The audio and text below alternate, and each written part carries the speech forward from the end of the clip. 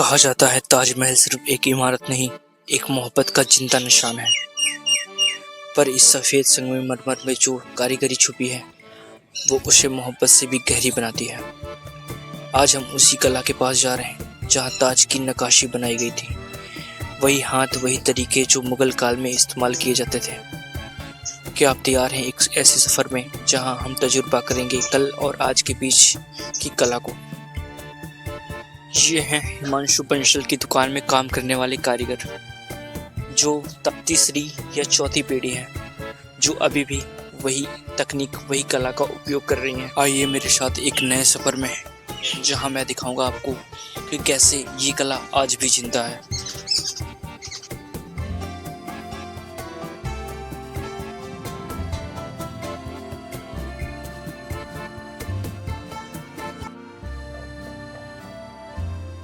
तो आपको पता ही है कि मैं अभी आगरा में हूँ। तो फिलहाल अभी मैं हूँ आगरा के मेट्रो में, जो अभी स्टार्टेड हुई है। और ये दिल्ली वाला जो मेट्रो कार्ड है, सेम कार्ड यूज़ होता है जो सब जगह यूज़ होता है। फिलहाल नया ही है। और पूरी जो सीट देखो आप पूरी। तो अभी जो मैं जा रहा हूँ सुभाष एम्पोरियम करके एक दुकान है, जो मतलब जैसे ताजमहल में आप लोग जानते हैं कि मतलब उसके अंदर जो नक्काशी की गई है ना, अलग अलग पत्थरों पे,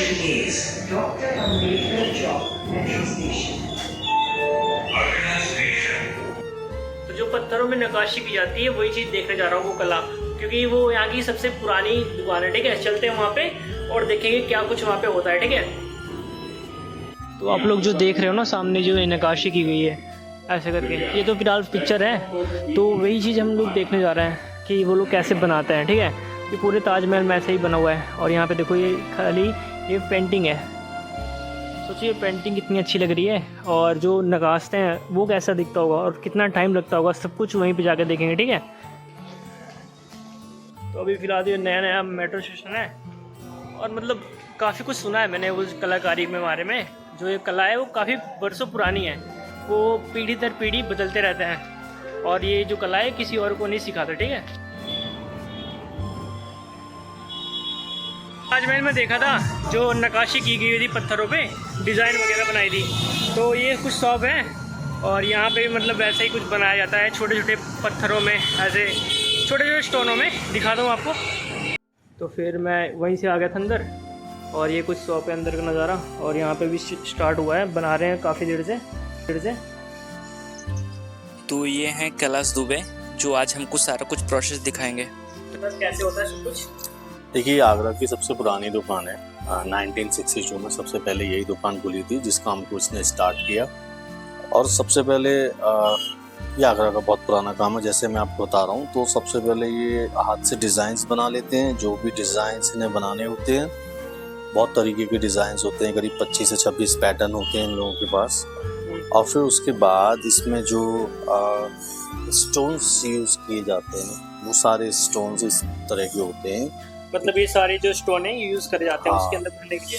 जी, ये सारे विदेशी स्टोन्स भी हैं इसमें, कुछ इंडियन है, कुछ एशियन स्टोन्स भी हैं। जो डिज़ाइन होती है उसके अंदर थोड़ी थोड़ी ये भी यूज़ होता है ना। जी, जैसे एग्जाम्पल के तौर पे ये लैपिस lazuli ब्लू कलर का स्टोन होता है, ये अफगानी स्टोन है। ये लाइट ब्लू होता है, ये ईरानी स्टोन है, इसका नाम टर्क्वाइज है। ये ग्रीन होता है, मैलेक्टाइट इसको बोलते हैं, ये साउथ अफ्रीकन स्टोन्स है। अच्छा। ये कॉर्नेलियन है। ये आगरा का अपने इंडिया का स्टोन है। बाय द वे, ये सबसे ज़्यादा यूज हुआ है ताजमहल और रेड फोर्ट में। ताजमहल में सबसे ज़्यादा ये वाला, हाँ, सबसे ज़्यादा स्टोन्स ये यूज़ हुआ है। ये कहते हैं कि जब मुमताज़ के लिए ताजमहल बनाया था, तो मुमताज़ को रेड कलर ज़्यादा पसंद थे, रेड। तो इसीलिए शाहजहाँ ने इस स्टोन्स का यूज़ किया सबसे ज़्यादा। और ये जैस्पर है, ये राजस्थान में से आता है, इंडियन स्टोन से। ये भी बहुत सारे इसमें विदेशी स्टोन्स भी हैं, जो सिर्फ हमारे यहाँ पाए जाते हैं। पूरे भारत में हमारी पहली ऐसी। मतलब आपकी जो शॉप है वो मतलब यहाँ की सबसे बहुत पुरानी दुकान है। जी, बिल्कुल। पूरी इंडिया की नंबर 1 शॉप है। जैसे आप किसी घड़ी पे जाएंगे, घड़ी की वॉच आपको बहुत सारी मिल जाएगी, शॉप बहुत सारी मिल जाएंगी, बट जैसे रोलेक्स, टाइटन, कुछ ही शॉप होती हैं। इस टाइप के काम भी बहुत होते हैं आगरा में, बट जेन्युइन जो है वो सिर्फ हमारे यहाँ सुभाष एम्पोरियम आगरा। तो बहुत सारे स्टोन्स यूज होते हैं। उसके बाद अब इनको कैसे इस तरीके से बनाया जाता है, ये देखिए आप। इनको कट कर लिए जाते हैं, छोटे छोटे पीसेस इनके निकाल लिए जाते हैं। पहले कट किया जाता है। जी। उसके बाद सारे पीसेस जो भी कलर्स इन्हें सेट करने होते हैं, कहाँ ग्रीन डालना है, कहाँ येलो डालना है, कहाँ रेड डालना है, इस टाइप के पीसेस को ये उल्टे हाथ से पकड़ते हैं और फिर इस व्हील से टच करते हैं और ये सीधे हाथ से जो व्हील को ड्राइव करते हैं, तो ये इस स्टोन को शेप कर रहे हैं डिज़ाइंस के हिसाब से, जो मैं भी आपको दिखा रहा था उसके हिसाब से डिज़ाइंस करते हैं। ये देखिए, ये सारा डिज़ाइंस निकल के आया आपके सामने। मतलब जो स्टोन है उसको काट के इसके अंदर शेप दी जाती है ना? हाँ, ऐसे इस shape व्हील से। अच्छा, ये अच्छा। कोई मेटल नहीं है, किसी धातु का नहीं बना है, ये भी स्टोन है, यही पत्थर का ये भी पत्थर का है और ये सिर्फ आर्टिस्ट के द्वारा ही बनाया जाता है, ये बाजार में भी नहीं मिलता। तो ये मतलब देखिए, इसको भी पहले बनाते हैं और फिर उसके बाद इसे नकाशा जाता है इसको ना? जी देखिए रिजल्ट देखिए आप, ये बहुत बारीक बारीक इसमें स्टोन्स यूज होते हैं। देखिए जो व्हाइट लाइनिंग है ये भी मतलब ये सेपरेट अलग पार्ट, पत्थर है? ये एक एक पीसेस हैं। ये अब देखिए जैसे इसमें एक दिखाई अच्छा दे रहा अच्छा, ये है अलग अलग कलर आपको, इसमें बहुत सारे हैं, इसमें बहुत सारे हैं। जो व्हाइट लाइनिंग इसमें दिखाई दे रही है, ये इंडिविजुअल पार्ट है स्टोन का। इसमें व्हाइट लाइनिंग आपको बहुत सारी दिखाई दे रही है, ये बहुत सारे पार्ट हैं स्टोन्स के, एक एक पीस लगे हुए हैं इसमें, करीब 30 से 40। तो ये सारा हाथ का काम। और जब ये पूरा हो जाता है पैटर्न, फिर ये इस पैटर्न को दूसरे आर्टिस्ट को ट्रांसफर कर देते हैं, जो कि इस पूरे पैटर्न को प्रॉपर्ली मार्बल में डालेंगे। तो मैं आपको दिखाता हूँ दूसरी स्टेज।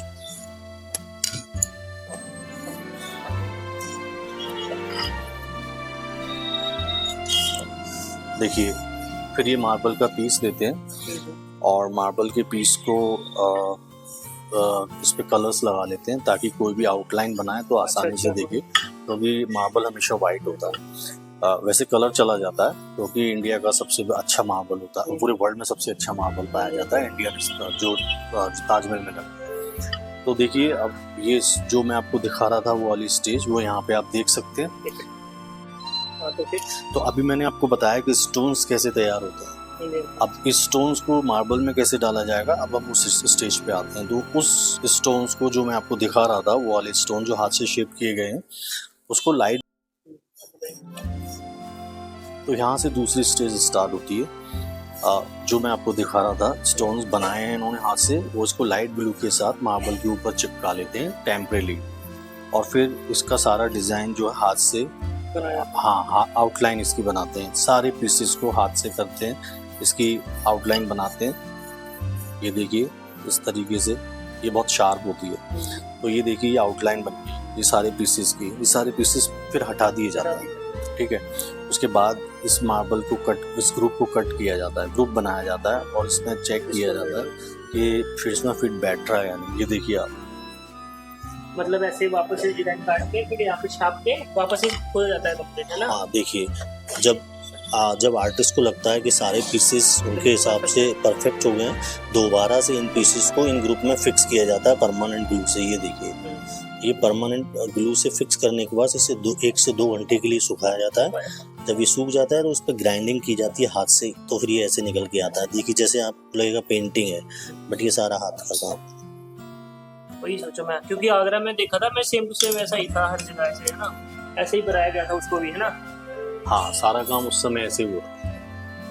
ये अलग अलग मशीन, मतलब अलग अलग डिजाइन बना रहे हैं। हाँ, ये सारे अलग अलग हैं, अलग अलग आर्टिस्ट बेचते हैं, अलग अलग इनके पास पैटर्न होते हैं। जैसे रोज, किसी को रोज फ्लावर बनाना है, किसी को जैस्मिन बनाना है, किसी को हाइबिस्कस बनाना है। तो सारे आर्टिस्ट के पास अपना अलग अलग टैलेंट है, अलग अलग पैटर्न है, उस हिसाब से। तो जैसा कि मेरे सामने आप देख पा रहे हो, तो ये कुछ स्टोन हैं जो मतलब यूज़ करे जाते हैं, वो जो कला है, जो नक्काशी है उसके अंदर।